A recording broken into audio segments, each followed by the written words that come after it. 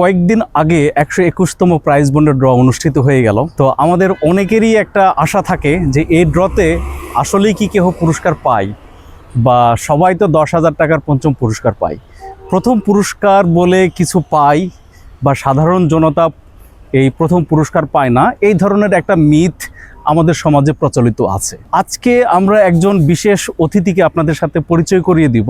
এই 121তম ড্রতে যিনি প্রথম পুরস্কার পেয়েছিলেন তার নাম মিস্টার আতিয়ার রহমান। আমরা আতিয়ার রহমানের সাথে এখন কথা বলবো। জনাব আতিয়ার ভাই, আপনাকে স্বাগতম আমাদের এই ভিডিওতে।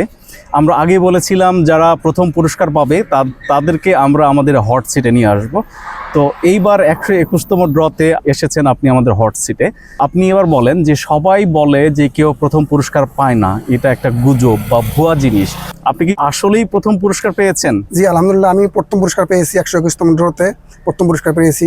আপনি কত বছর ধরে প্রাইজ বন্ড সংগ্রহ করছেন? 2013-14 সালে আমি কিছু কিনতাম, তখন আমি ম্যানুয়াল পদ্ধতিতে প্রাইজ মিলাইতাম, যে অল্প অল্প করে আমি যে টাকা কটা জমাই, যে অল্প অল্প করে প্রাইজ বান কিনি, 10টা 5টা 10 যখন যেটা মন চাচ্ছে তখন এটা কিনি। আর সবার মনে একটা আশা থাকে যে প্রাইজ বন্ড পুরস্কার মানে আমিও পাবো, এই বুঝি আমিও বুঝে জিতলাম। কিন্তু আসলে যে একেবারে সত্যি সত্যি প্রথম পুরস্কার জিতবেন, এটা কি আপনি ভেবেছিলেন? জি না, আমি প্রথম পুরস্কার পাবো এটা কোনোদিন আমি চিন্তা ভাবনা করিনি। আপনি যে প্রথম পুরস্কার পাইলেন, এই খবরটা আপনি সবার আগে কাকে দিয়েছেন? দিয়েছি আমার পরিবারকে, পরিবার সবাইকে জানি। আমরা লোকমুখে শুনেছি আপনি প্রথম পুরস্কার পাওয়ার পরে আপনার চোখের জল এসেছিল, কথাটি সত্যি না মিথ্যা? না, জল আসেনি না, এটা অতটা মিথ্যা।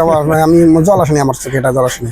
এই যে প্রাইজ বন্ডের প্রথম পুরস্কার জিতলেন, তো আপনার এমন কোনো অপূর্ণ আশা ছিল কিনা যে অনেক সময় দারিদ্রতার কারণে বা অর্থনৈতিক অবস্থার কারণে সেটা পূরণ করা সম্ভব হয় নাই? তো এই প্রথম পুরস্কার পাওয়ার মাধ্যমে মানে আপনার কি এমন কোনো অপূর্ণ শখ আছে কিনা যেটা আপনি পূরণ করবেন? জি না, আমার এই ধরনের কোনো শখ নেই যে নর্মালি আমি প্রাইজ বন্ডের টাকা দিয়ে বা যে কোনো কাজ করবো। আমি নর্মালি স্বাভাবিক জীবন যারা করছে, নর্মালি আমি স্বাভাবিক জীবন যাপন করতে চাই।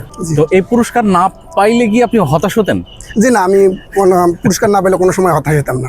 আমার কোনো সময় মূল উদ্দেশ্য ছিল না যে পুরস্কার পাবো, আমার মূল উদ্দেশ্য সঞ্চয় করবো আমি। মানে মূল উদ্দেশ্য ছিল সঞ্চয়, কিন্তু পুরস্কার না। এই প্রসঙ্গে সঞ্চয়ের কথা যেটা আসলো, তো এই প্রাইজ বন্ড সংগ্রহ করাটা কি আপনি বিনিয়োগ হিসেবে দেখেন না সঞ্চয় হিসেবে? না, বিনিয়োগ হিসাবে, প্রত্যেকের উচিত সঞ্চয় হিসাবে দেখা।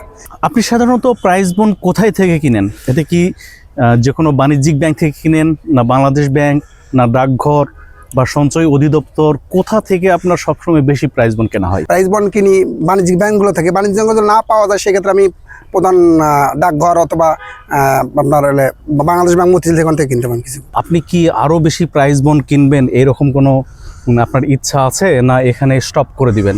না, আমি অল্প অল্প করে প্রাইজ বন্ড কিনতেই থাকবো। যে আগেও যে প্রাইজ বন্ড কিনতাম, এখন অল্প অল্প করে কিনতেই থাকবো আর কি, আমার ইচ্ছা আছে।